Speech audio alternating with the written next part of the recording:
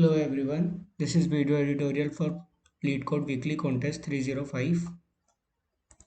Let's see the problems. This is problem 1.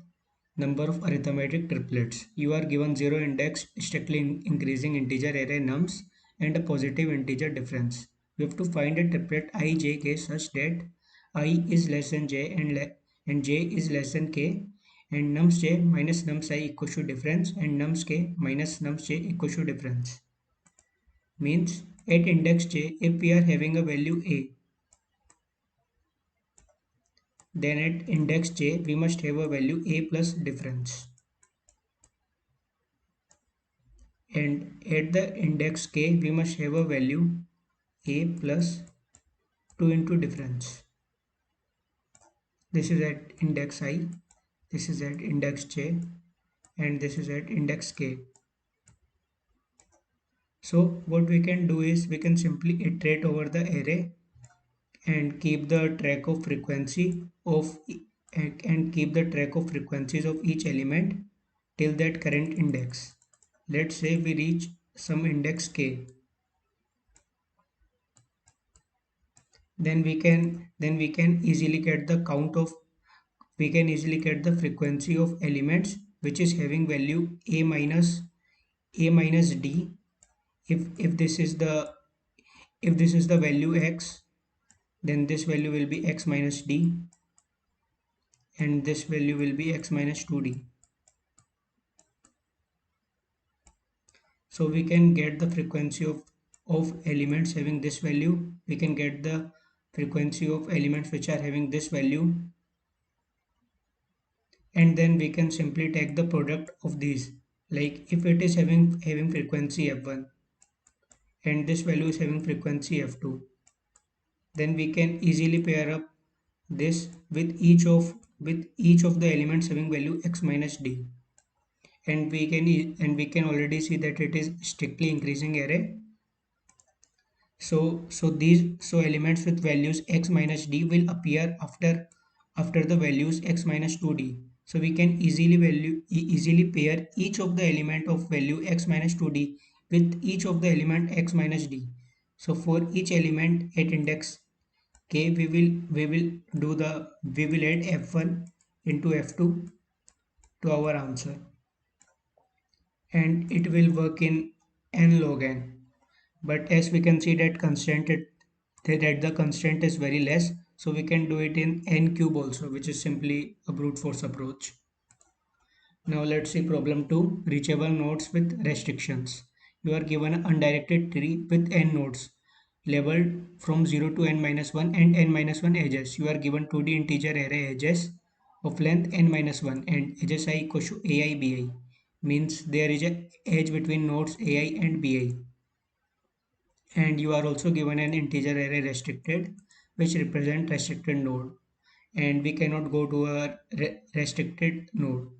We have to return the maximum number of nodes you can reach from node 0 without visiting a restricted node.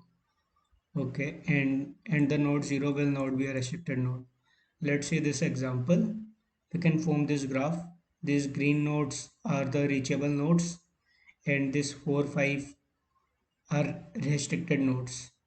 This 6 was also a valid node, but we are unable to reach it because the we cannot traverse the subarray having its root node as 5.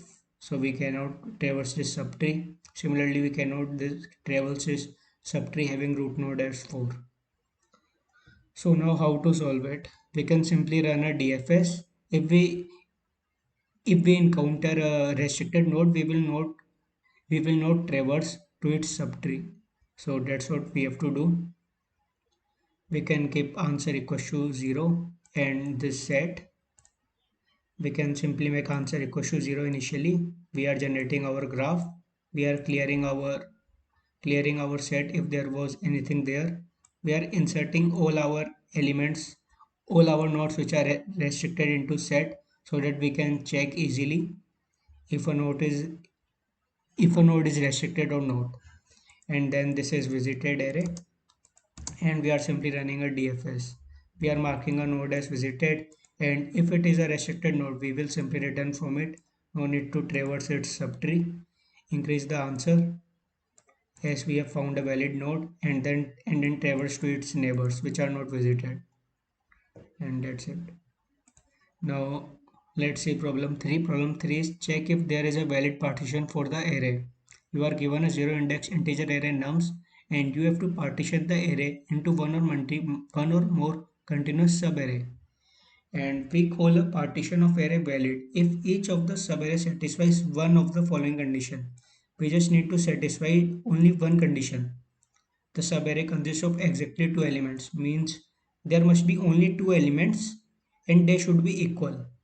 A subarray consisting of exactly three equal elements means it should contain only three elements, and all of the three elements must be equal. A subarray consists of exactly three consecutive increasing elements means there should be exactly three elements and they should be consecutively increasing.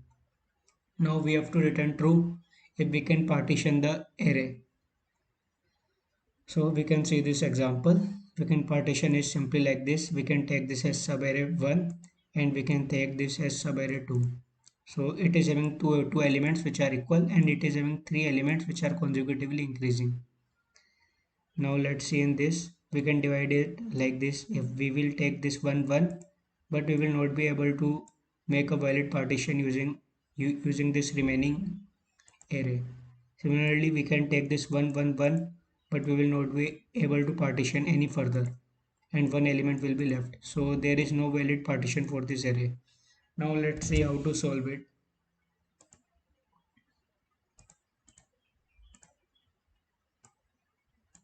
Let's say you are at some index I, and this is I minus 1, this is I minus 2,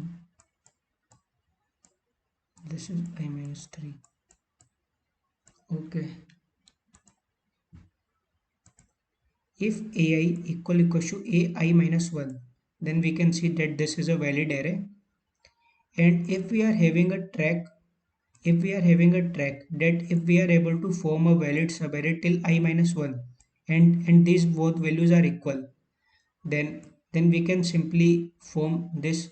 We can simply partition the subarray till index I from 0 to I.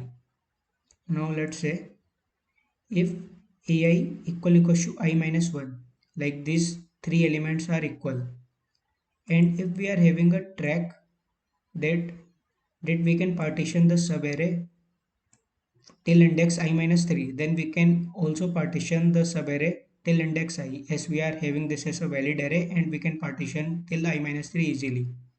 So this will also a valid case. Similarly, if we are if difference between if ai minus 1, like it is distinctly increasing array, like if this value is x and this is x plus 1 and this is x plus 2, then it is again a valid subarray. And if we are having a track that till index I minus 3, we are having we can partition the array, then we can also partition the array till index I. So these are the all three cases. We can simply form a dp. I have initialized a vector dp with n values having 0 for each index I. If I equal to 0, then dpi will be 0. If I equal to 1, then if ai and ai minus 1 are same, then dp1 will be 1. There is only one case. If we are at index 2, then we can check all three conditions. So I have checked all three conditions. If any of the condition comes to true, then I am making dpi as 1. Now for each index we will be checking the same condition, and we will just state this like the previously formed index. At previously formed index we must get a valid. We can easily partition the remaining array into valid subarrays. So we are checking this, and if any of the case comes true, then we will make dpi as 1, because we just need to satisfy only one of the condition. So that's it for this problem. Now let's see the last problem, longest ideal subsequence. You are given a string s consisting of lowercase letters and an integer k. Now we have to find a string t such that t is a subsequence of string s. So this is the first condition, and the absolute difference between the alphabet order of two adjacent letters in T is less than or equal to K. So this is second condition. Both of the conditions must satisfy, and we have to return the longest ideal string. We have to return the length of it, and we can see that the alphabet order is not cyclic, means the difference between A and Z is 25, not 1. Now let's see this example k equals to 2. We are getting the ideal longest ideal string as A, C, B and D. Okay, we can see that the difference between A and C is 2, B and C is 1 and B and D is 2. So there is no problem. These all differences are less than or equal to 2. Now we cannot form this because the difference between C and F is 3, which is not less than or equal to 2. So this is first example. Now let's see how to solve it. We will directly move to code. DPI. What this DPI will be telling? DPI will be telling DPI will be telling the max length subsequence we can form such till index I, from index 0 to I, from index 0 to I, ending at index I. So DPI is telling max length subsequence we can form from string s from index 0 to I such that it is ending at character at index I. So this is MP. I will tell later what it is doing. We will simply iterate over the array, and this MP will be telling MP MPI. Okay. MP index will be telling what max length we can form for character A plus index, this from index 0 to from index 0 to I minus 1. Like this is the area we are considering from index 0 to I, and for character and for character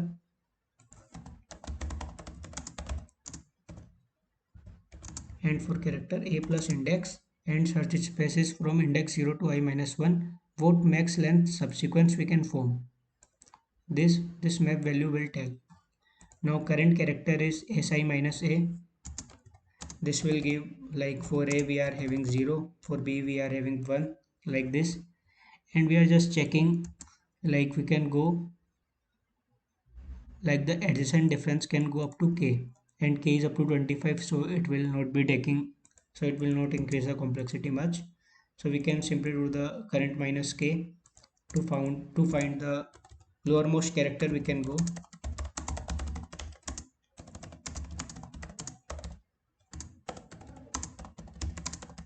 uppermost character, we can go, and we will traverse to each character. We can go,